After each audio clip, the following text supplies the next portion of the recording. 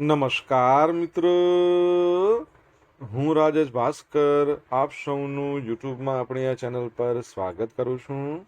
મિત્રો, આજે આપણે તારીખ 1 જુલાઈ 2026ના કેટલાક મોસ્ટ ઇમ્પોર્ટન્ટ કરંટ અફેર અને અગાઉની પરીક્ષામાં પૂછાયેલા કેટલાક ઇમ્પોર્ટન્ટ પ્રશ્નો વિશે ડિટેલમાં ચર્ચા કરીશું, જે આપને આવનારી પરીક્ષા માટે ખૂબ જ ઉપયોગી સાબિત થશે. તો મિત્રો, આપ આ ચર્ચા સાથે જોડાઈ રહેજો અને વિડીયોને પહેલેથી લઈને છેલ્લે સુધી પૂરેપૂરો જોવાનો આગ્રહ રાખજો. તો ચલો મિત્રો, શરૂ કરીએ. શરૂઆત કરતા પહેલા જણાવી દઉં કે જો તમારે આપણી આ યુટ્યુબ ચેનલને સબસ્ક્રાઇબ કરવાનું બાકી હોય તો ચેનલને સબસ્ક્રાઇબ કરજો, નોટિફિકેશન બેલ આઇકોનને પ્રેસ કરીને, અને જો તમને વિડીયો પસંદ આવે તો વિડીયોને લાઇક કરજો, પરંતુ વિડીયોને શેર કરવાનું ના ભૂલતા. તમારા જેટલા પણ મિત્રો જેઓ કોમ્પિટિટિવ એક્ઝામની તૈયારી કરી રહ્યા છે એ બધા મિત્રો જોડે આ વિડીયોની લિંકને અત્યારે શેર કરી દો, તમે જે તે સોશિયલ મીડિયા એપ્લિકેશન વાપરતા હો એમાં.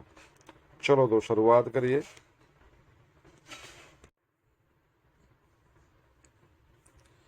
સૌપ્રથમ જોઈશું અગાઉની પરીક્ષામાં પૂછાયેલા સામાન્ય વિજ્ઞાનના પ્રશ્નો, જેના જવાબો તમારે મને કમેન્ટ બોક્સમાં લખીને જણાવવાના છે. વિડીયોના લાસ્ટમાં જ્યારે હું તમને આ દરેક પ્રશ્નના જવાબ જણાવું ત્યારે તમારે ચેક કરવાનું કે તમે આપેલા પ્રશ્નો જવાબમાંથી કેટલા પ્રશ્નો જવાબ સાચા છે, અને જેટલા પણ પ્રશ્નો જવાબ સાચા હોય એનો આંકડો તમારે કમેન્ટમાં લખવાનો કે 10માંથી આટલા સાચા છે. ડેઇલી જીકે ટેસ્ટમાં આપણે રોજ 10 પ્રશ્નો પૂછીએ છીએ, એમાંથી 5 પ્રશ્નો સામાન્ય વિજ્ઞાનના હોય છે. બાકીના જે 5 પ્રશ્નો છે એ ગુજરાતના ઇતિહાસના છે. તો તમે તમારા આન્સર આપો નીચે કમેન્ટ બોક્સમાં, અને હું આજના કરંટ અફેરનો પ્રથમ પ્રશ્ન છે એની શરૂઆત કરું છું. પ્રથમ પ્રશ્ન છે, તાજેતરમાં પીએમ ફેમિલી કેર ટ્રેકર અને હેલ્થ પાસપોર્ટ પાયલોટ પ્રોજેક્ટ ક્યાંથી લોન્ચ કરવામાં આવ્યો? તો જવાબ આવશે ગાંધીનગરથી. ક્યાંથી શરૂ કરવામાં આવ્યો? ગાંધીનગરથી. તો કેન્દ્રીય ગૃહમંત્રી અમિત શાહ છે, જેઓ આપણા સહકાર મંત્રી પણ છે, એમણે ગાંધીનગર ખાતેથી પીએમ ફેમિલી કેર ટ્રેકર અને હેલ્થ પાસપોર્ટ પ્લેટફોર્મ છે એનો એક પાયલોટ પ્રોજેક્ટ તરીકે શુભારંભ કર્યો છે. ગુજરાતના મુખ્યમંત્રી ભૂપેન્દ્ર પટેલ છે, એમણે આ પહેલને એક મહત્વપૂર્ણ ડિજિટલ હેલ્થ ઇન્ફ્રાસ્ટ્રક્ચર ગણાવ્યું છે. હવે આ જે પ્રોજેક્ટ છે ને એ આપણું વિકસિત ગુજરાત 2047 અને વિકસિત ભારત 2047ના લક્ષ્યો સાથે જોડાયેલું છે. તમને ખબર હોય તો એક રોગ છે એની નાબૂદી માટેનું આપણે લક્ષ્યાંક પણ 2047નું રાખ્યું છે.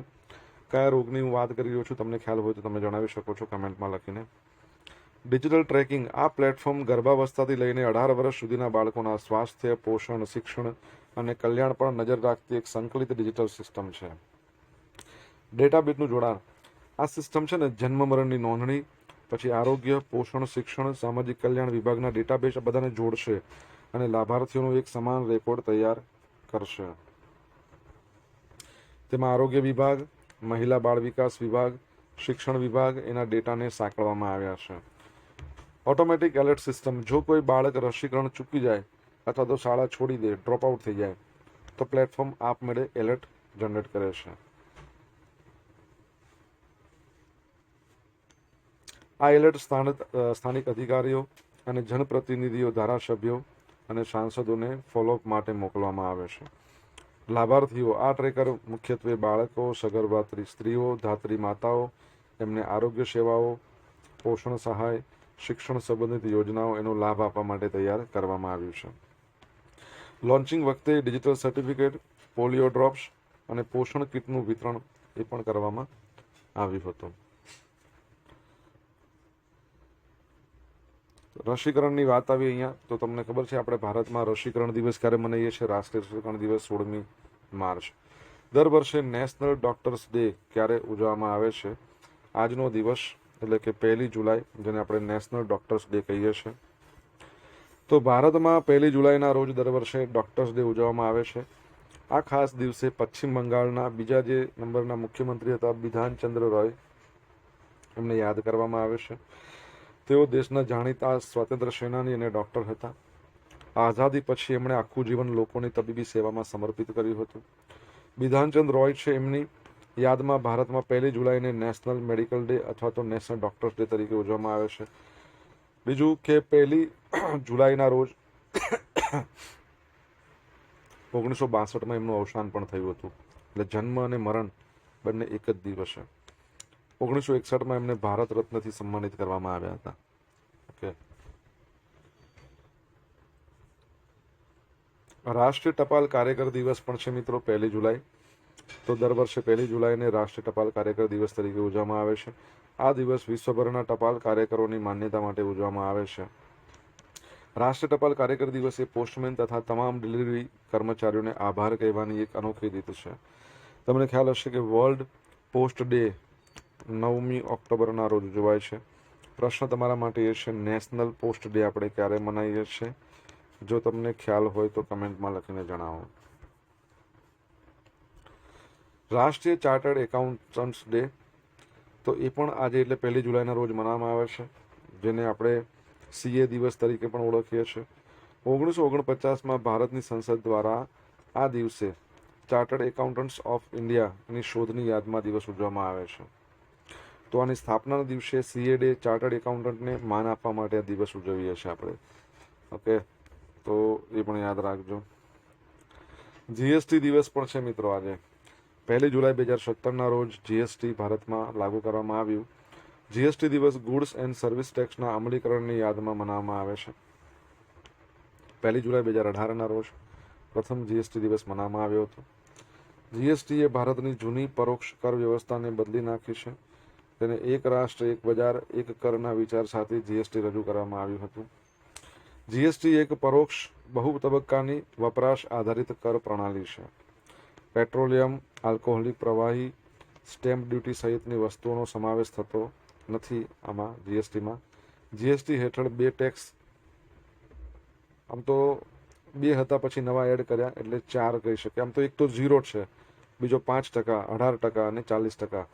જ્યારે GSTની શરૂઆત થઈ ને ત્યારે ટોટલ આના સિવાય પણ બીજા 2 હતા જે રિમૂવ કરવામાં આવે છે ટેક્સ દર. તમને ખ્યાલ હોય તો તમે જણાવો. સપ્ટેમ્બર 2025માં રિમૂવ કરવામાં આવ્યા હતા. GST કાયદાનો મુખ્ય ઉદ્દેશ કરવેરાની પ્રક્રિયાને સરળ બનાવીને ભારતમાં કરદાતાને આધારને વિસ્તારવાનો છે. GSTના કાયદા માટે 2002માં એક સમિતિની રચના કરવામાં આવી હતી. 2004માં એનો અહેવાલ આપ્યો હતો. 2006માં નાણામંત્રીએ 1 એપ્રિલ 2010ના રોજ GST લાગુ કરવાની દરખાસ્ત કરી હતી. ઓકે, આગળ વધીએ.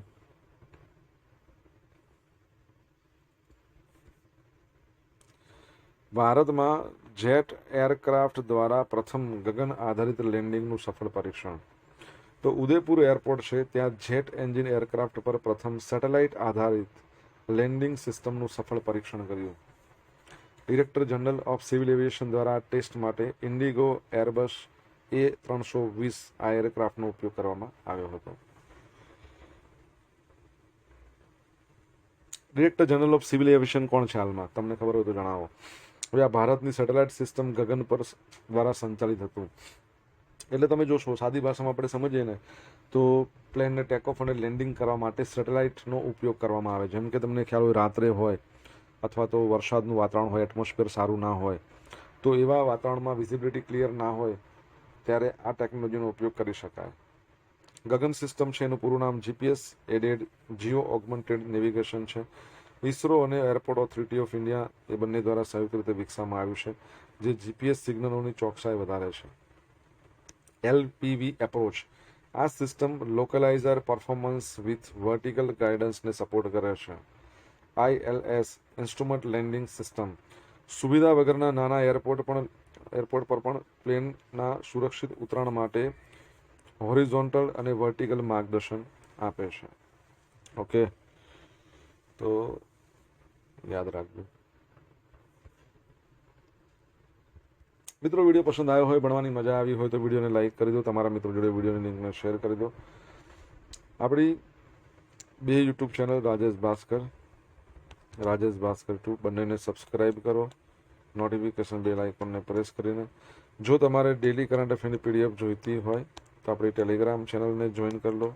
ડેલી કરંટ અફેરની PDF તમને જોવા મળશે, સાથે તમને પોલ્સ છે એ પણ રમવા મળશે. કયો દેશ 61 યુનેસ્કો વર્લ્ડ હેરિટેજ સાઇટ સાથે વિશ્વમાં પ્રથમ સ્થાને પહોંચી વર્લ્ડ હેરિટેજ કેપિટલ બન્યો છે? તો જવાબ આવશે ઇટાલી. શું આવશે? ઇટાલી. તો ઇટાલીમાં પ્રજાતિઓ અને સંસ્કૃતિના અદ્ભુત સમન્વય સાથે કુલ 61 યુનેસ્કો વર્લ્ડ હેરિટેજ સાઇટ નોંધાઈ છે. આ સાથે ઇટાલી વિશ્વમાં સૌથી વધુ યુનેસ્કો હેરિટેજ સાઇટ ધરાવતો દેશ બની વર્લ્ડ હેરિટેજ કેપિટલ તરીકે સત્તાવાર રીતે ઉભરી આવ્યો છે. આ યાદીમાં સાંસ્કૃતિક અને કુદરતી વારસાના ઉત્કૃષ્ટ સ્થળોનો સમાવેશ થાય છે, જે પ્રવાસન અને વૈશ્વિક સંસ્કૃતિ માટે ગૌરવ સમાન છે. તો ટોટલ 61 સાઇટો છે. તમને ખબર છે ભારતમાં કેટલી છે? 44 છે. 44મા નંબરની છેલ્લી મરાઠા મિલિટરી લેન્ડસ્કેપ હતી. ઇટાલીમાં આ જે 61 સાઇટો છે એમાંથી સાંસ્કૃતિક સાઇટો જોઈશું તો 55 છે. રોમન સામ્રાજ્ય, પુરાતત્વીય અવશેષો અને કલાત્મક સ્થાપત્યનો આમાં સમાવેશ થાય છે. કુદરતી સાઇટોની વાત કરીએ તો 6 છે, જેમાં માઉન્ટ એટના, ડોલોમાઇટ્સ પર્વતમાળાઓ, આવી બધી કુદરતી અજાયબીઓ છે એ સામેલ છે. સૌથી છેલ્લે કઈ સાઇટ ઉમેરાઈ હતી? તો સાર્દિએનાના પ્રાગૈતિહાસિક કાળના જે અંતિમ સંસ્કારની પરંપરા હતી, ડોમસ ડી જાનાસ 2025માં. હવે ઇટાલી શા માટે મોખરે છે? તો ઇટાલી એ રોમન સામ્રાજ્યનું જન્મ સ્થળ છે. પુનર્જાગરણ કાળ એટલે કે રેનેસન્સનું પારણું રહ્યું છે. સદીઓ જૂના ચર્ચો છે, કેથેડ્રલ્સ, કિલ્લાઓ, ઐતિહાસિક સ્મારકોનું ઉત્કૃષ્ટ સંરક્ષણ કરવામાં આવ્યું છે. વૈશ્વિક પ્રવાસીઓ માટે મુખ્ય આકર્ષણનું આ કેન્દ્ર છે. ઓકે,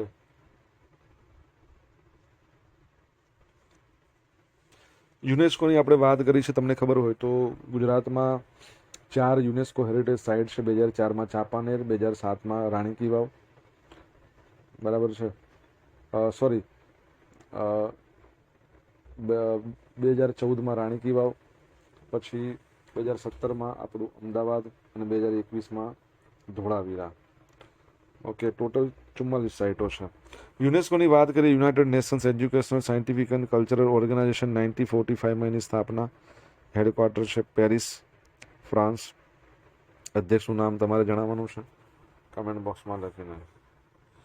જૂન 2026માં વિદેશ મંત્રાલય દ્વારા કરવામાં આવેલી સ્પષ્ટતા મુજબ ભારતીય પાસપોર્ટ કયા કાયદા હેઠળ ઇસ્યુ કરવામાં આવે છે?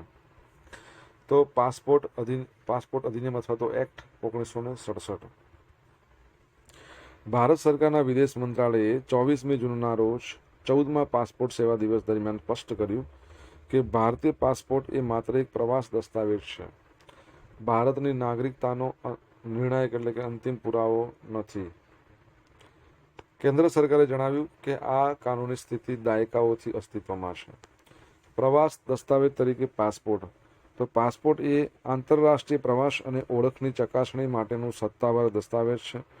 પાસપોર્ટ એક્ટ 1967 એની કલમ 20. જો સત્તાધિકારીઓને જાહેર હિતમાં યોગ્ય લાગે તો બિન નાગરિક હોય ને, ભારતના નાગરિક ના હોય એને પણ પાસપોર્ટ અથવા તો પ્રવાસ દસ્તાવેજ આપી શકાય છે. નાગરિકતાનો કાયદો. ભારતમાં નાગરિકતા અધિનિયમ 1955 એના દ્વારા સંચાલિત થાય છે. અદાલતોના મતે નાગરિકતા સાબિત કરવા માટે જન્મ પ્રમાણપત્ર, નાગરિકતા પ્રમાણપત્ર, માતા પિતા રેકોર્ડ અને શાળાના પ્રમાણપત્ર જેવા પુરાવા જરૂરી છે. બોમ્બે હાઈકોર્ટ 2013માં ચુકાદો આપ્યો હતો કે માત્ર પાસપોર્ટ હોવાથી નાગરિકતા સાબિત થતી નથી. સરકારી મિલકત છે પાસપોર્ટ, એટલે ભારતીય પાસપોર્ટની પાછળ નોંધ લખેલી હોય છે કે આ પાસપોર્ટ ભારત સરકારની મિલકત છે અને આદેશ મળે એને પરત કરવો પડે, સરેન્ડર કરવો પડે. છેલ્લે આપણે ભણ્યા હતા હેનલે પાસપોર્ટમાં ભારત કેટલામાં નંબર પર હતું? 80મા નંબર પર. હવે ઇંગ્લેન્ડના જે ઓલરાઉન્ડર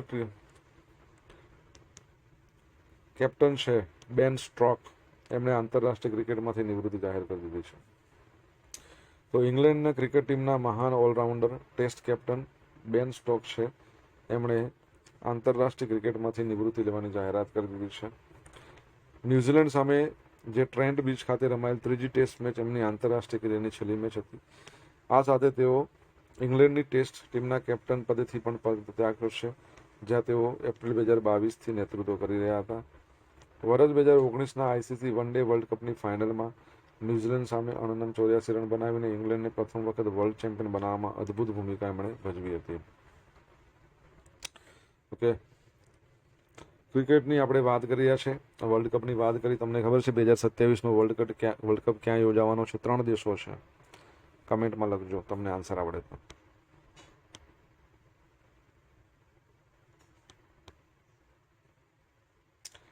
સોશિયલ મીડિયાના માધ્યમથી મારી સાથે તમે કનેક્ટ રહી શકો છો. ઇન્સ્ટા આઈડી છે આપણું રાજેશ.i.ભાસ્કર.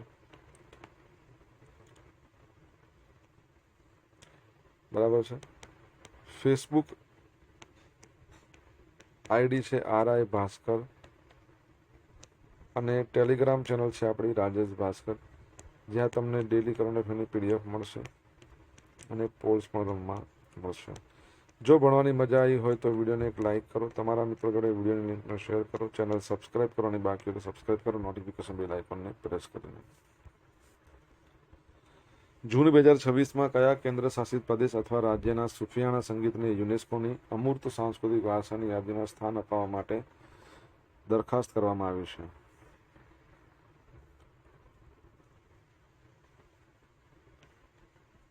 તો જમ્મુ અને કાશ્મીર. તો જૂન 2026માં જમ્મુ કાશ્મીરના વહીવટીતંત્રે કાશ્મીરની શાસ્ત્રીય સંગીત સ્વરૂપ સુફિયાણા મ્યુઝિક છે, જેને સુફિયાણા મૌસિકી કહેવાય છે અથવા તો સુફિયાણા કલામ પણ કહેવાય છે, એને યુનેસ્કોની અમૂર્ત સાંસ્કૃતિક વારસા એની યાદીમાં સામેલ કરવા દરખાસ્ત મોકલી છે. આ પ્રસ્તાવ Indian National Trust for Art and Culture હેરિટેજની કાશ્મીર શાખા દ્વારા તૈયાર કરવામાં આવ્યો છે. ઐતિહાસિક પૃષ્ઠભૂમિ. કાશ્મીરની આ જે શાસ્ત્રીય કલા છે એ શૈલીનો ઇતિહાસ 15મી સદી જેટલો જૂનો છે. તે ભક્તિ, કવિતા, શાસ્ત્રીય ધૂન અને આધ્યાત્મિક વિચારોનો અનોખો સમન્વય છે. મુખ્ય વાદ્યો. સુફિયાણા સંગીતમાં સંતૂર, નેય એટલે એક પ્રકારની વાંસળી, હાર્મોનિયમ, રબાબ, તબલા, સિતાર, સાજે કાશ્મીર અને સેહતાર, આવા બધા પરંપરાગત વાદ્યો છે એનો ઉપયોગ થાય છે. અને જેમ આપણે નોર્મલ આપણી જે સંગીત પદ્ધતિમાં રાગ હોય છે ને, એમાં આ લોકોમાં મકામ હોય.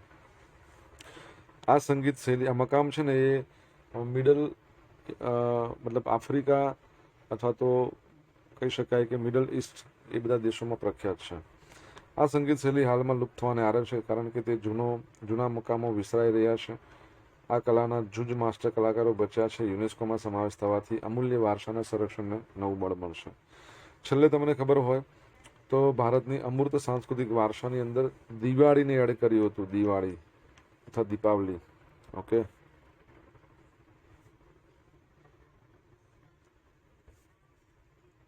જમ્મુ કાશ્મીરની વાત કરી તો કેપિટલ એનું 2 કેપિટલ છે, શ્રીનગર અને જમ્મુ.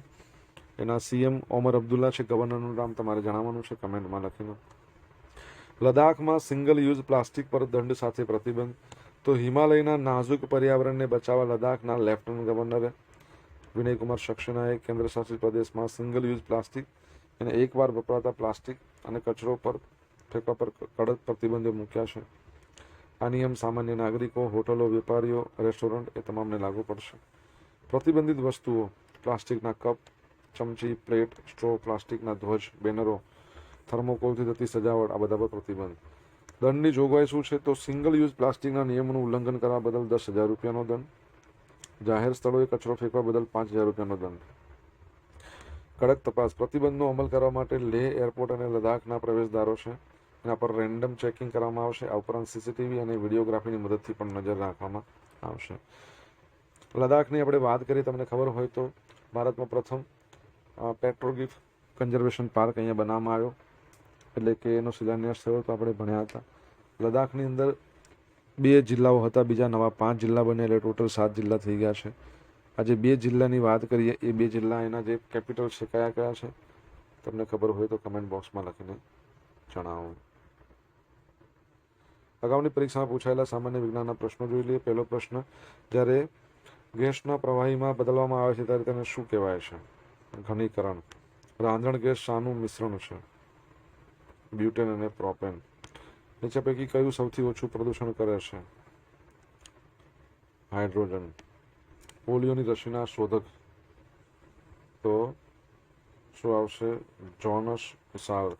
એક ફેદમ બરાબર કેટલા થાય? 6 ફૂટ. અગાઉની પરીક્ષામાં પૂછાયેલા ગુજરાતના ઇતિહાસના પ્રશ્નો. સુરતમાં વિજય મેળવ્યા બાદ અકબરે ગુજરાતના ગવર્નર તરીકે કોની નિમણૂક કરી હતી? તો ખાન આઝમ અઝીઝ કોકા. અમરેલીમાં કયા વર્ષમાં મળેલી જાહેર સભામાં ગાંધીજીએ તેઓના દક્ષિણ આફ્રિકાના અનુભવો વર્ણવ્યા હતા? 1925. સરદાર પટેલના પોરબંદર ખાતે મહાત્મા ગાંધી કીર્તિ મંદિરનું ઉદ્ઘાટન ક્યારે કરવામાં આવ્યું હતું? સરદાર પટેલ દ્વારા. તો 1949. ડિપાર્ટમેન્ટ ઓફ આર્કિયોલોજીકલ એન્ડ એન્ટિક્વેરીન સર્વેની સ્થાપના 1881માં ભાવનગર એ ખાતે કોના દ્વારા થઈ હતી? તો તખતસિંહજી ગોહિલ. ગુજરાતના બીજા નંબરના મુખ્યમંત્રી કોણ હતા? બળવંતરાય મહેતા. આપણા ભારતની જે તમને ખબર હોય તો પંચાયતી રાજના પ્રણેતા કહેવાય છે. ગઈકાલે પૂછેલા પ્રશ્નો જવાબ જોઈ લઈએ. પહેલો પ્રશ્ન, તાજેતરમાં જાહેર થયેલા QS World Future Skill Index 2027માં એઆઈ અર્થતંત્રમાં ભારત 13મા નંબર પર. જૂન 2026માં Shanghai Cooperation Organisation Women's Forum 2026નું આયોજન કયા દેશ દ્વારા કરવામાં આવ્યું? તો કિર્ગિસ્તાન. આજે પૂછેલા પ્રશ્નો જવાબ જોઈ લઈએ. પહેલો પ્રશ્ન હતો કે 2047માં આપણે કયો રોગ છે? Sickle cell anaemia. તો એને નાબૂદ કરવાનો લક્ષ્યાંક છે ભારતનો. સેકન્ડ નંબરનો પ્રશ્ન હતો, નેશનલ પોસ્ટ ડે આપણે ક્યારે મનાવીએ છીએ? 10મી ઓક્ટોબર. ત્રીજો પ્રશ્ન, જીએસટીમાં પેલા 12% સ્લેબ હતો એ કાઢી નાખ્યો, 28% સ્લેબ છે એ પણ કાઢી નાખ્યો. ચોથા નંબરનો પ્રશ્ન, ડિરેક્ટર જનરલ ઓફ સિવિલ એવિએશનનું નામ શું છે? વીર વિક્રમ યાદવ. પાંચમા નંબરનો પ્રશ્ન કે યુનેસ્કો છે એના અધ્યક્ષનું નામ શું છે? તો ખાલિદ અલ ઇનાની. છઠ્ઠા નંબરનો પ્રશ્ન, ICC World Cup 2027 men's World કપની વાત ચાલે છે, તો ઝિમ્બાબ્વે, દક્ષિણ આફ્રિકા અને નામીબિયા 3 જગ્યાએ. સાતમા નંબરનો પ્રશ્ન કે જમ્મુ કાશ્મીરના ગવર્નરનું નામ, લેફ્ટનન્ટ ગવર્નરનું નામ મનોજ સિન્હા. અને આઠમા નંબરનો પ્રશ્ન, પ્લાસ્ટિક બેગ ફ્રી દિવસ આપણે ક્યારે મનાવીએ છીએ? 3 જુલાઈ. ઓકે, હવે મિત્રો જોઈશું ગઈકાલના કરંટ અફેરમાંથી પૂછેલા કેટલાક ઇમ્પોર્ટન્ટ પ્રશ્નો જેના જવાબો તમારે કમેન્ટમાં લખવાના છે. પહેલો પ્રશ્ન, દેશની પ્રથમ સહકાર આધારિત ડ્રાઈવર માલિકીની ટેક્સી સેવા ભારત ટેક્સીનો પ્રારંભ કોણે કરાવ્યો? સેકન્ડ, પીએમ નરેન્દ્ર મોદીને કયા દેશના સર્વોચ્ચ રાષ્ટ્રીય સન્માન ગાર્ડિયન ઓફ ધ બ્લુ હોરાઇઝનથી સન્માનિત કરવામાં આવ્યા? જો જવાબ આવડે તો કમેન્ટમાં લખજો. આ હતા આજના દિવસના કેટલાક મોસ્ટ ઇમ્પોર્ટન્ટ કરંટ અફેર અને અગાઉની પરીક્ષામાં પૂછાયેલા કેટલાક ઇમ્પોર્ટન્ટ પ્રશ્નોના જવાબોની સાથે. આશા રાખું બધાને ભણવાની મજા આવી છે. વિડીયોને લાઇક કરો, તમારા મિત્રો જોડે વિડીયોને શેર કરો. આપણી બંને યુટ્યુબ ચેનલ રાજેશ ભાસ્કર 2ને સબસ્ક્રાઇબ કરો, નોટિફિકેશન બેલ આઇકોનને પ્રેસ કરીને. મિત્રો thank you so much for watching this video. Have a nice day. Jai Hind, જય ભારત, જય જય ગરવી ગુજરાત.